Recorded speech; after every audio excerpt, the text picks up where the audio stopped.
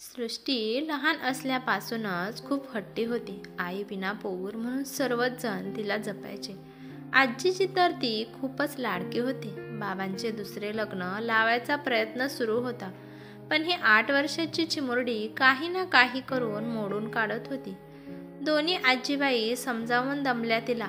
अगं, सगळ्यात सावत्र आई, काही खडूस नसतात आणि आम्ही आहोत ना, तुला काही त्रास दिला तर आम्ही तिला ओरडू.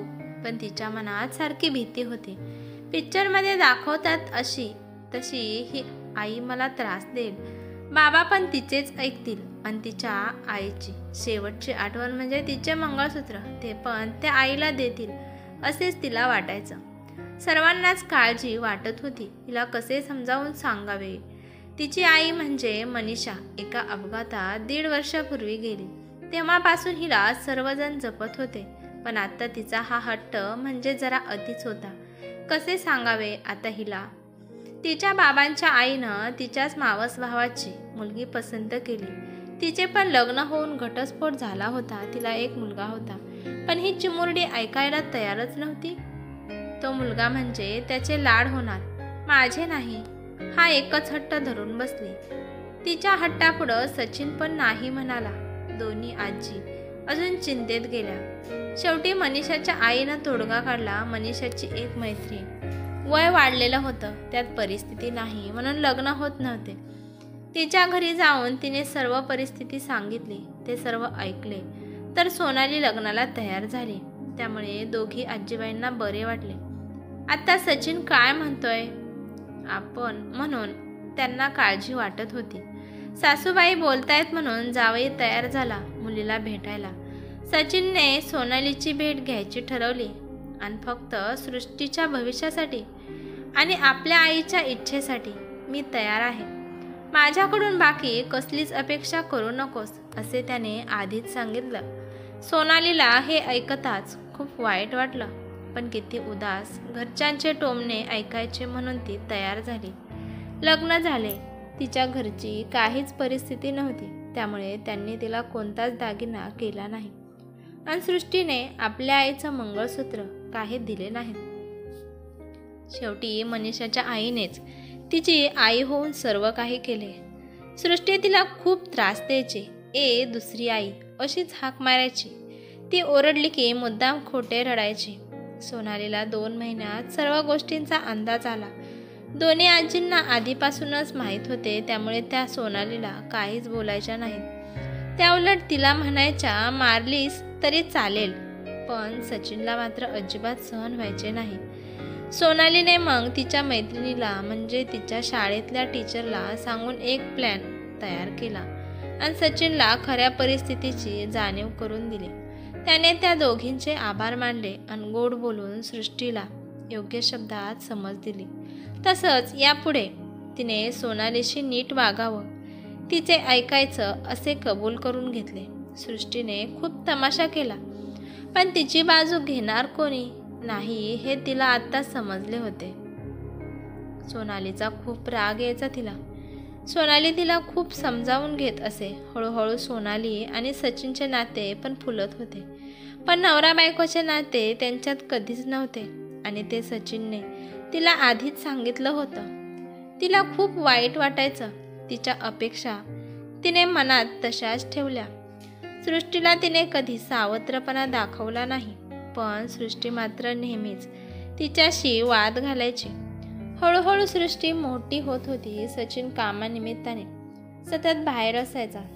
सोनाली मात्र सृष्टीसाठी नेहमीच तत्पर असायची. तिने सृष्टीला खूप प्रेमाने समजवायचा प्रयत्न केला, पण तो नेहमीच अयशस्वी ठरला. त्यात सचिनची आई आजारी असायची, त्यांची पण ती काळजी घ्यायची.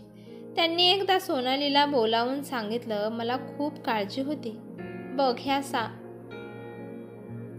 सृष्टीची, पण आता नाही, तू आहेस. आता माझे काही झाले तरी चालेल, पण तुझ्यासाठी मात्र मला वाईट वाटतं. ह्या पोरीसाठी तू एवढे करतेस, त्याची तिला किंमत नाही. सोनाली हसत म्हणाली, तिला नक्की कळेल एक दिवस, मला पूर्ण विश्वास आहे. सृष्टी सर्व ऐकत होती. तिने चुकीचाच अर्थ काढला. नेहमीप्रमाणे खूप भांडली. सचिन घरी आल्यावर त्याला उलट सुलट सांगितलं. पण त्याने सुद्धा सृष्टीला सुनावले.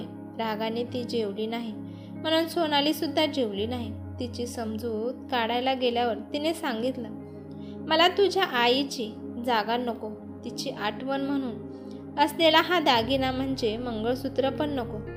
मला फक्त तू आई म्हणून स्वीकार. ज्या दिवशी तू हे करशील त्या दिवशी मला मातृत्वाचा दागिना मिळेल. तोच माझा खरा पहिला दागिना. पण ऐकेल ती सृष्टी कसली?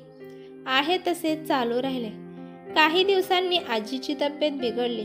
तिने सचिनला बोलावले आणि त्याचा शब्द मागे घ्यायला सांगितला. सोनाली खूप चांगली आहे, ती कधीही भेदभाव करणार नाही. तू तिचा बायको म्हणून स्वीकार कर. तिच्याही काही अपेक्षा असतील त्या पूर्ण कर, असे सांगून आजीने निरोप घेतला. सचिनला आईचे शब्द कानात घुमत होते. महिना झाला तरी तो त्याच गोष्टींचा विचार करत होता. गॅलरीत शांत बसला होता. तेवढ्यात सोनाली जेवायला येताय ना म्हणून बोलवायला आले. त्याचा बांध फुटला. तिच्या मांडीत डोकं ठेवून तो रडू खूप रडला. आज 5 वर्षात पहिल्यांदाच त्याने तिला स्पर्श केला होता. सोनाली गोंधळून गेली. तेवढ्यात सृष्टी आली, त्यामुळे तो विषय तिथेच राहिला. काही दिवसांनी परत सर्व नॉर्मल झाले. दोघेही आता शरीराने मनाने जवळ आले होते. सृष्टीला समज आल्यापासून तीही जरा बरी वागत होती. आता तिची 12वीची परीक्षा, त्यामुळे सोनाली तिचे टाइम टेबल सर्व व्यवस्थित सांभाळत होती. एकूण काय सर्व छान चालू होते. अशात दृष्ट लागली. सचिनचा अपघात झाला आणि तो गेला. आता सोनाली आणि सृष्टी दोघी होत्या एकमेकींसाठी. जे काही सेविंग होते त्यावर चालू होते. सोनाली काही ग्रॅज्युएट नव्हती, त्यामुळे तिला नोकरी मिळायला त्रास झाला. छोटी छोटी नोकरी करत ती घरखर्च चालवत होती. सचिनचे सर्व सेविंग्स तिने सृष्टीसाठी ठेवले. सृष्टीचे प्रेम होते, त्यामुळे तिने निखिलसोबत प्रेमविवाह करायचं ठरवलं. सोनालीने कसलीही आडकाठी केली नाही. सर्व चांगले आहे, सृष्टी खुशीत राहील असा तिला विश्वास वाटला. पण त्याची आई जरा खडूस होती. त्यात सचिन गेल्यामुळे ह्यांची परिस्थिती जेमतेम होती. कोणताही बडेजाव न करता थोडक्यात लग्न करावे लागले. त्यात सृष्टी येताना हवे तसे दागिने घेऊन आली नाही म्हणून सासरी सर्व हिणवत होते. तिच्या सासूच्या मैत्रिणींनी तिच्या सावत्र आईला नावं ठेवलं. सावत्र आई आहे ना म्हणून असे मुद्दाम पाठवले असेल. सगळे स्वतः घेतले आणि लेकीला लंकेची पार्वती म्हणून असे हे मंगळसूत्र घालून पाठवले आणि कुस्तीतपणे हसू लागल्या. आत्ता मात्र तिचा स्वतःवरचा ताबा सुटला. माझ्या आईची शेवटची आठवण म्हणजे हे मंगळसूत्र आहे, जे माझी इच्छा होती की मीच घालावे. तिचा आशीर्वादाचा हात आहे यामध्ये आणि माझ्या सोनाली आईला नावं ठेवायचा तुम्हाला काही अधिकार नाही. आज ती आहे म्हणून मी आहे. तिने मला योग्य संस्कार दिले, शिस्त लावली, संयम, वक्तशीरपणा, मोठ्यांचा सन्मान, या सगळ्या गोष्टी कोणत्याही अपेक्षा न ठेवता शिकवल्या. बाबा गेल्यावर सुद्धा त्यांनी कमावलेला एक पैसाही तिने स्वतःला न घेता सर्व काही मला दिले. कधीच सावत्रपणा तिने मला दाखवला नाही, तो कायम मी तिला दाखवत आले. माझ्यासाठी तिने तिची कूस न उजवण्याचा निर्णय घेतला, पण मला वेळीला कधी कळलेच नाही. तिने मला फक्त प्रेम दिले. त्या बदल्यात एकच अपेक्षा होती, एक दागिना तिला हवा होता, जो मी कधीच देऊ शकले नाही. सगळ्या बायका अगदी उत्सुकपणे विचार करू लागल्या होत्या की कोणता दागिना ग, नक्कीच मौल्यवान असेल तो दागिना, म्हणूनच तर तिने एवढं ॲडजस्ट केले असेल. कुजबूज सुरू होती. तेवढ्यात तिथे सोनाली आली. बायका अजून कुजबुजत कुस्तीतपणे हसू लागल्या. सोनाली मनातून घाबरून गेली. सृष्टीने काय केले, असे काय वागली की ह्या बायका अशा बघतायत. तेवढ्यात सृष्टीने तिला येऊन घट्ट मारली आणि हात तिच्या गळ्यात घालून तिला प्रेमाने आई अशी हाक मारली. दोघी मायले की सारं विसरून एकमेकांच्या मिठीत हरवून गेल्या. बायका कुजबुजत असताना सृष्टी म्हणाली, तुम्हाला तो दागिना बघायचा होता ना, हाच. आई म्हणून हाक मारून माझ्या दोन्ही हातांची तिच्या भोवती असलेला हार, हाच मातृत्वाचा दागिना तिला हवा होता. सोनालीला तर भरून येत होते. दोघी सचिन आणि आजीच्या फोटोसमोर उभे राहून त्यांना नमस्कार करत होत्या. सृष्टीने त्यांची माफी मागितली आणि आईला कधीच अंतर देणार नाही असे वचन दिले. फोटोमधून आजी आणि सचिन खऱ्या अर्थाने आज हसले. ही कथा तुम्हाला कशी वाटली ते मला कमेंट करून नक्की सांगा.